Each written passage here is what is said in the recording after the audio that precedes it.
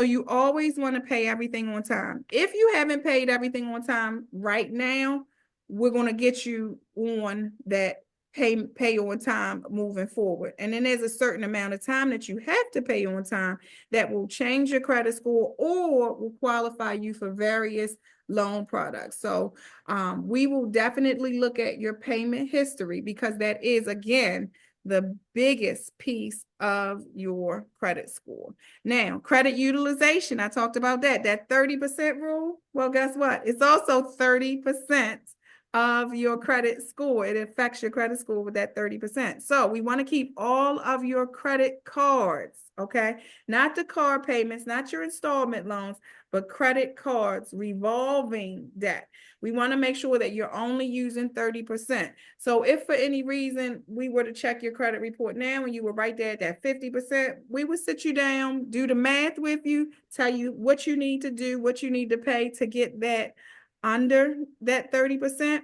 And then we have to wait just a moment because your credit card is going to report to the credit bureaus. Once they report after you've gotten down under that 30%, then your credit score will change.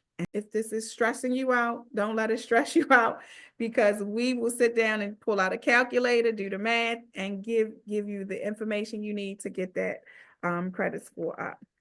The length of your credit history, how long have you had credit? It's important that if you have credit right now that you don't close anything, okay?